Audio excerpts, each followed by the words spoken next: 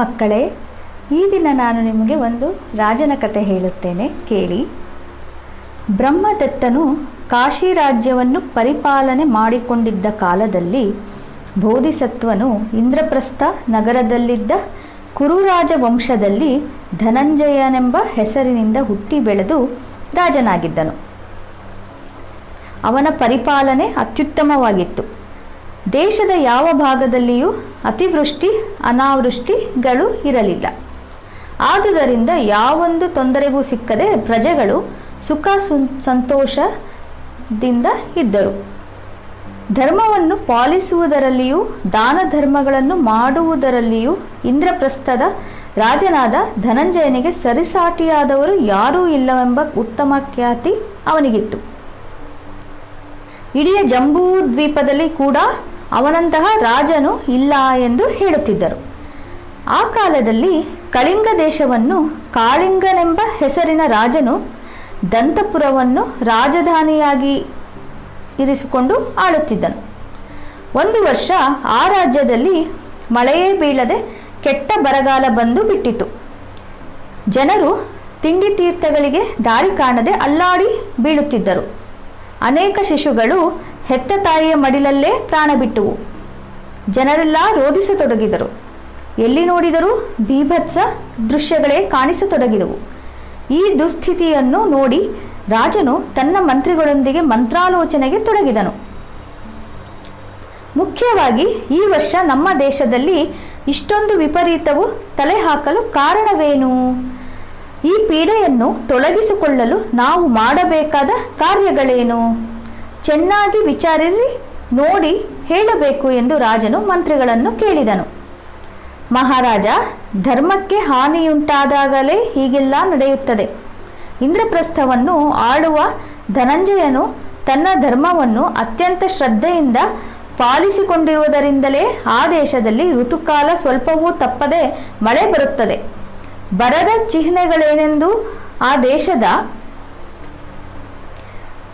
ಜನಗಳಿಗೆ ಗೊತ್ತೇ ಇಲ್ಲ. ಇಷ್ಟು ಮಾತ್ರವೇ ನಾವು ಹೇಳಲು ಶಕ್ತರು ಎಂದು ಮಂತ್ರಿಗಳು ಹೇಳಿದರು.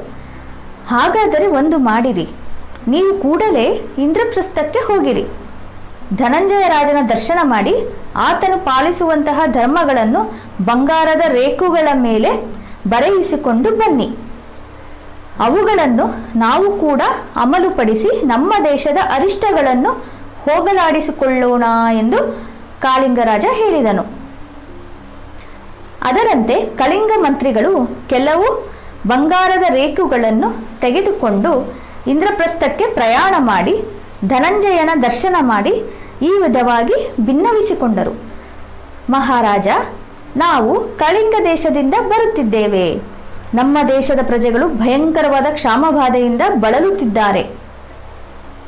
ನೀವು ಧರ್ಮ ಸ್ವರೂಪಿಗಳಾಗಿದ್ದು ಧರ್ಮ ಮಾರ್ಗ ತಪ್ಪದೆ ಪ್ರಜೆಗಳನ್ನು ಪರಿಪಾಲಿಸುವುದರಿಂದಲೇ ಬರಗಾಲದ ಈತಿಬಾಧಿಗಳೇನೂ ಇಲ್ಲದೆ ಸುಖವಾಗಿ ಇರುವಿರೆಂದು ತಿಳಿದುಕೊಂಡಿದ್ದೇವೆ. ಆ ಧರ್ಮ ಮಾರ್ಗಗಳು ಎಂಥವು ಎಂಬುದು ನಮಗೆ ತಿಳಿಯಲಿಲ್ಲ. ಅವುಗಳನ್ನು ನೀವು ಈ ಬಂಗಾರದ ರೇಖುಗಳ ಮೇಲೆ ಬರೆಯಿಸಿಕೊಡಬೇಕೆಂದು ಪ್ರಾರ್ಥನೆ. ಅವುಗಳನ್ನು ತೆಗೆದುಕೊಂಡು ನಾವು ಹಿಂತಿರುಗಿ ಹೋಗುತ್ತೇವೆ. ನಮ್ಮ ರಾಜರು ಆ ಮಾರ್ಗಗಳನ್ನು ಅನುಸರಿಸಿ ಪ್ರಜೆಗಳನ್ನು ಬರಗಾಲದ ಕಷ್ಟಗಳಿಂದ ಕಾಪಾಡಲು ಪ್ರಯತ್ನಿಸುತ್ತಾರೆ. ಹೀಗೆ ಹೇಳಿ ಕಳಿಂಗ ಮಂತ್ರಿಗಳು ಕೆಲವು ಬಂಗಾರದ ರೇಖುಗಳನ್ನು ಧನಂಜಯನ ಮುಂದೆ ಇರಿಸಿದರು. ಧನಂಜಯ ರಾಜನು ಅವರಿಗೆ ನಮಸ್ಕಾರ ಮಾಡುತ್ತಾ ಹೀಗೆಂದನು: ಮಹಾಮಂತ್ರಿಗಳೇ, ಕ್ಷಮಿಸಿರಿ. ನಾನು ಈ ಪತ್ರಗಳ ಮೇಲೆ ಧರ್ಮವನ್ನು ಲಿಖಿಸಲು ಅರ್ಹನಾದನಲ್ಲ. ಏಕೆಂದರೆ ಒಂದು ಸಾರಿ ನನ್ನಿಂದಲೇ ಒಂದು ಅಧರ್ಮವು ನಡೆದು ಬಿಟ್ಟಿತ್ತು. ನಮ್ಮ ದೇಶದಲ್ಲಿ 3 ವರ್ಷಗಳಿಗೊಂದು ಸಾರಿ ಕಾರ್ತಿಕೋತ್ಸವ ನಡೆಯುತ್ತದೆ. ಆಗ ರಾಜನು ಒಂದು ಕೆರೆಯ ದಂಡೆಯಲ್ಲಿ ಯಜ್ಞ ಮಾಡಿ 4 ದಿಕ್ಕುಗಳಿಗೆ 4 ಬಾಣಗಳನ್ನು ಪ್ರಯೋಗಿಸಬೇಕು. ಒಂದು ಸಾರಿ ನಾನು ಪ್ರಯೋಗಿಸಿದ ಬಾಣಗಳಲ್ಲಿ 3 ಮಾತ್ರವೇ ಸಿಕ್ಕಿವೆ. 4ನೆಯದು ಕೆರೆಯೊಳಗೆ ಬಿದ್ದು ಹೋಯಿತು. ಅದು ಕೆರೆಯಲ್ಲಿ ಬೀಳುವಾಗ ಅದರ ಪೆಟ್ಟಿಗೆ ಮೀನುಗಳು, ಕಪ್ಪೆ ಮರಿಗಳು ಸತ್ತು ಹೋಗಿರಬೇಕು. ಆ ವಿಧವಾಗಿ ನಾನು ಧರ್ಮವನ್ನು ತಪ್ಪಿದವನು ಎಂದು ಅನಿಸುತ್ತದೆ. ಆದರೆ ನಮ್ಮ ದೇಶದಲ್ಲಿ ಅರಿಷ್ಟಗಳೇನೂ ಇಲ್ಲವೆಂದು ನೀವು ಹೇಳುವುದಕ್ಕೆ ಕಾರಣ ಪರಿಪಾಲಕ ವರ್ಗದ ಬೇರೆ ಯಾರೋ ಆಗಿರಬೇಕು. ವಿಚಾರಿಸಿ ನೋಡಿರಿ. ರಾಜನ ಮಾತುಗಳನ್ನು ಕೇಳಿ ಮಂತ್ರಿಗಳಿಗೆ ಆಶ್ಚರ್ಯವಾಯಿತು. ಅವರು ರಾಜಮಾತೆಯಾದ ಮಾಯಾದೇವಿಯ ಬಳಿಗೆ ಹೋಗಿ ಆಕೆಯೊಂದಿಗೆ ತಮ್ಮ ಸಮಾಚಾರವನ್ನು ಹೇಳಿ ತಾವಾದರೂ ನಮಗೆ ಧರ್ಮಗಳನ್ನು ಬರೆಯಿಸಿಕೊಡಬೇಕು ಎಂದು ಕೇಳಿಕೊಂಡರು. ಅಯ್ಯೋ ಅಪ್ಪಗಳಿರಾ, ನಾನು ಕೂಡ ಧರ್ಮ ಮಾರ್ಗ ತಪ್ಪಿದವಳೇ. ಒಂದು ಸಾರಿ ನನ್ನ ಹಿರಿಯ ಕುಮಾರನು ನನಗೆ ಒಂದು ಸುವರ್ಣಹಾರವನ್ನು ಕಾಣಿಕೆ ಕೊಟ್ಟನು. ನನ್ನ ಹಿರಿಯ ಸೊಸೆ ಐಶ್ವರ್ಯವಂತಳೆಂಬ ಉದ್ದೇಶದಲ್ಲಿ ನಾನು ಆ ಹಾರವನ್ನು ತೆಗೆದುಕೊಂಡು ಹೋಗಿ ಚಿಕ್ಕ ಸೊಸೆಗೆ ಕೊಟ್ಟೆನು. ಆದರೆ ಕೊಟ್ಟ ಮರುಕ್ಷಣದಲ್ಲಿ ನನ್ನಲ್ಲಿ ಹುಟ್ಟಿದ ಭೇದ ಬುದ್ಧಿ ಅರ್ಥವಾಗಿ ಮನಸ್ಸಿನೊಳಗೆ ಕೊರಗಿಕೊಂಡಿದ್ದೇನೆ. ಆದುದರಿಂದ ಒಬ್ಬರಿಗೆ ಧರ್ಮಗಳನ್ನು ಬರೆದುಕೊಡುವಷ್ಟು ಯೋಗ್ಯತೆ ನನಗೆ ಇಲ್ಲ. ಬೇರೆ ಯಾರನ್ನಾದರೂ ಕೇಳಿ ನೋಡಿರಯ್ಯ ಎಂದಳು ರಾಜಮಾತೆ. ಕಳಿಂಗ ಮಂತ್ರಿಗಳು ಅಲ್ಲಿಂದ ರಾಜನ ಸಹೋದರನಾದ ನಂದನ ಬಳಿಗೆ ಹೋಗಿ ತಮ್ಮ ಸಂಗತಿಯನ್ನು ಹೇಳಿದರು.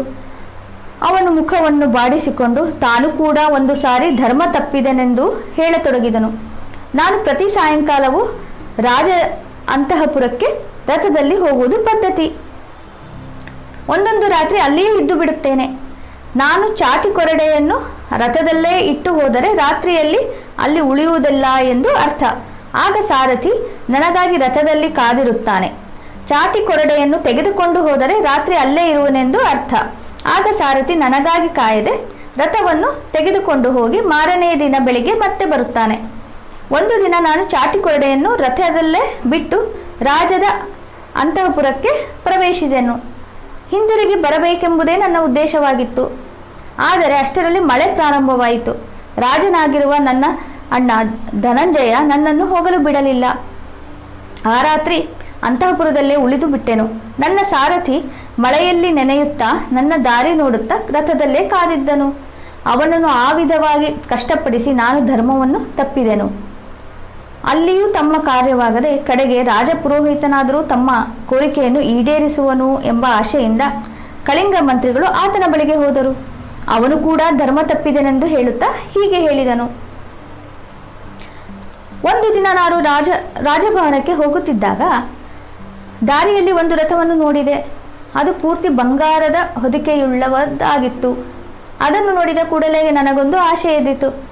ಆ ರಥವನ್ನು ಮಹಾರಾಜನು ನನಗೆ ದಾನ ಕೊಟ್ಟರೆ ಎಷ್ಟು ಒಳ್ಳೆಯದಿತ್ತು ಎಂದುಕೊಂಡೆನು.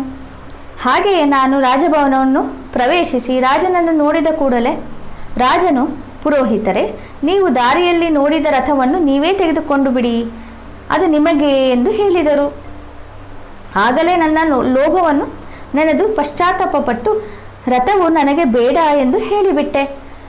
ಆದುದರಿಂದ ನಾನು ನಿಮಗೆ ಧರ್ಮವನ್ನು ಬರೆದುಕೊಡಲು ಯೋಗ್ಯನಲ್ಲ. ಕಳಿಂಗದ ಮಂತ್ರಿಗಳಿಗೆ ಏನು ಮಾಡುವುದೆಂದು ತೋರಲೇ ಇಲ್ಲ.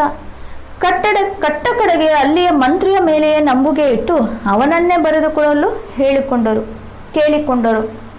ಅವನು ಕೂಡ ಆಶಾಭಂಗವನ್ನೇ ಉಂಟು ಮಾಡಿದನು. ಮಂತ್ರಿ ಹೀಗೆ ಹೇಳಿದನು. ಒಂದು ದಿನ ನಾನು ನನ್ನ ರೈತರಿಗೆ ಸಂಬಂಧಿಸಿದ ಹೊಲಗಳ ಅಳತೆ ತೆಗೆಸಿಕೊಳ್ಳಲು ಹೋಗಿದ್ದೆ. ಅಳತೆಗೆ ಸರಿಯಾಗಿ ಗೂಟದ ಕೋಲು ಹುಗಿಯಬೇಕಾದ ಜಾಗದಲ್ಲಿ ಚಿಕ್ಕದೊಂದು ಬಿಲವಿದ್ದಿತು. ಅದರೊಳಗೆ ಯಾವ ಪ್ರಾಣಿಯಾದರೂ ಇರಬಹುದೆಂದು ಅನುಮಾನ ಬಂತು. ಆದರೆ ಗೂಟವನ್ನು ಈಚೆಗೆ ನೆಟ್ಟು ಬಿಟ್ಟರೆ ರೈತರಿಗೆ ನಷ್ಟ, ಆಚೆಗೆ ನೆಟ್ಟು ಬಿಟ್ಟರೆ ರಾಜನಿಗೆ ನಷ್ಟ. ಆದುದರಿಂದ ಆ ಬಿಲದಲ್ಲೇ ಗೂಟ ನೆಡಲು ಹೇಳಿದನು. ಅದೇ ಸಮಯದಲ್ಲಿ ಒಂದು ಏಡಿ ಆ ಬಿಲದೊಳಗಿನಿಂದ ಹೊರಗೆ ಬರುತ್ತಾ ಗೂಟದ ಕೋಲಿಗೆ ಕತ್ತು ತಗಲಿ ಸತ್ತು ಹೋಯಿತು. ಇಂತಹ ಪಾಪ ಮಾಡಿಸಿದ ನಾನು ಕೂಡ ಧರ್ಮ ತಪ್ಪಿದೆನು. ಇನ್ನು ಧರ್ಮಸೂತ್ರ ಬರೆದುಕೊಡುವ ಯೋಗ್ಯತೆ ಎಲ್ಲಿಂದ ಬಂತು? ಇಷ್ಟಾದ ಮೇಲೆ ಕಳಿಂಗದ ಮಂತ್ರಿಗಳಿಗೆ ಒಂದು ಆಲೋಚನೆ ಬಂದಿತ್ತು. ತಾವು ಕೇಳಿದ ಈ ಕಥೆಗಳನ್ನೇ ಬರೆದು ಬಂಗಾರದ ರೇಖುಗಳಲ್ಲಿ ಬರೆದು ಅವುಗಳನ್ನು ತೆಗೆದುಕೊಂಡು ಹೋಗಿ ತಮ್ಮ ರಾಜನ ಎದುರಿನಲ್ಲಿ ಓದಿ ತೋರಿಸಿದರು. ಧರ್ಮದ ವಿಷಯದಲ್ಲಿ ಶ್ರದ್ಧೆಯಿಂದ ಇರುವುದೇ ಉತ್ತಮ ಧರ್ಮ ಎಂದು ಕಾಳಿಂಗ ರಾಜನಿಗೆ ಗೊತ್ತಾಯಿತು. ಅಂದಿನಿಂದ ಆತ್ಮವಿಮರ್ಶನೆ ಮಾಡಿಕೊಳ್ಳುವ ಅಭ್ಯಾಸವಿಟ್ಟುಕೊಂಡು ಪರಿಪಾಲನೆಯನ್ನು ಸಾಗಿಸಿದನು. ಕೂಡಲೇ ಮಳೆ ಬರತೊಡಗಿತು. ಕ್ಷಾಮವು ಮಾಯವಾಗಿ ಪ್ರಜೆಗಳು ಸುಖವಾಗಿ ಜೀವಿಸತೊಡಗಿದರು. ಮಕ್ಕಳೇ, ಕೇಳಿದಿರಲ್ಲ, ಇದರ ನೀತಿ ಏನಂತ ಹೇಳಿದ್ರೆ, ನಾವೇನೇ ಮಾಡಲಿ, ಯಾವುದೇ ಕೆಲಸ ಮಾಡಲಿ, ಆತ್ಮವಿಮರ್ಶೆ ಅಂದರೆ ಸೆಲ್ಫ್ ರಿಫ್ಲೆಕ್ಷನ್.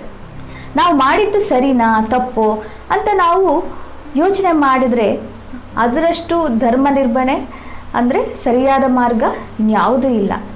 ಸೊ ಹಾಗೆ ನೀವು ಪ್ರತಿದಿನ ಮಲಗೋದಕ್ಕಿಂತ ಮುಂಚೆ ಒಂದ್ಸಲ ಇಡೀ ದಿನ ನಾನು ಏನೇನು ಮಾಡಿದೆ, ನಾನು ಯಾರಿಗೂ ನೋವು ಮಾಡಿಲ್ಲ ತಾನೇ, ಎಲ್ಲ ಸರಿಯಾಗಿ ಮಾಡಿದ್ದೀನಿ ತಾನೇ ಅಂತ ಅದನ್ನೆಲ್ಲ ಯೋಚನೆ ಮಾಡಿ. ಏನು ಖುಷಿಯಾಗಿರೋ ವಿಚಾರನ ಮಾಡಿದ್ದೀನಿ ಅಂತಂದು, ಏನು ಖುಷಿಯಾಗಿರೋ ವಿಷಯ ಮಾಡಿದ್ದೀನಿ, ನನಗೆ ಖುಷಿಯಾಗಿರೋದು ಏನು ಮಾಡಿದ್ದೀನಿ, ಬೇರೆಯವ್ರಿಗೆ ಖುಷಿಯಾಗಿರೋದು ಏನು ಮಾಡಿದ್ದೀನಿ ಅಂತ ಸೆಲ್ಫ್ ರಿಫ್ಲೆಕ್ಷನ್ ಅಂದರೆ ಒಂದ್ಸಲ ಇಡೀ ದಿನನ ರೀಕಾಲ್ ಮಾಡಿಕೊಂಡು ನೆನೆಸ್ಕೊಂಡು ಅದೆಲ್ಲ ಇದು ಮಾಡ್ಕೊಂಡು ಆಮೇಲೆ ಮಲಗಿದ್ರೆ ನಿಮ್ಗೆ ತುಂಬಾ ಚೆನ್ನಾಗಿ ಅನಿಸುತ್ತೆ. ಅದರಿಂದ ಏನಾಗುತ್ತೆ, ನಮ್ಮ ಪರ್ಸನಾಲಿಟಿ, ನಮ್ಮ ವ್ಯಕ್ತಿತ್ವ ಬೆಳೆಸ್ಕೊಳ್ಳೋಕ್ಕೂ ತುಂಬ ಹೆಲ್ಪ್ ಮಾಡುತ್ತೆ. ಪರ್ಸನಲ್ ಗ್ರೋತ್ ಅಂದರೆ ನಾವು ಕ್ಯಾರೆಕ್ಟರ್ ಬಿಲ್ಡ್ ಮಾಡೋದಕ್ಕೆ, ನಮ್ಮ ಬಗ್ಗೆ ನಾವು ಚೆನ್ನಾಗಿ ಅರ್ಥ ಮಾಡಿಕೊಂಡು ಬೆಳೆಯೋದಕ್ಕೆ ತುಂಬಾ ಸಹಾಯ ಆಗುತ್ತೆ. ಕೇಳಿದ್ರಲ್ಲ, ಈ ಕತೆ ಅಂತೂ ನಂಗೆ ತುಂಬ ಇಷ್ಟ ಆಯಿತು, ನಿಮಗೂ ಇಷ್ಟ ಆಗಿದೆ ಅಂತ ಅಂದ್ಕೊಳ್ತೀನಿ. ಸೊ ಮತ್ತೆ ಇನ್ನೊಂದು ಕತೆ ಜೊತೆಗೆ ಮತ್ತೆ ಇನ್ನೊಂದು ಸಲ ಬರ್ತೀನಿ. ಅಲ್ಲಿ ತನಕ ನನ್ನ ಕಡೆಯಿಂದ Tata and bye bye. Please take care.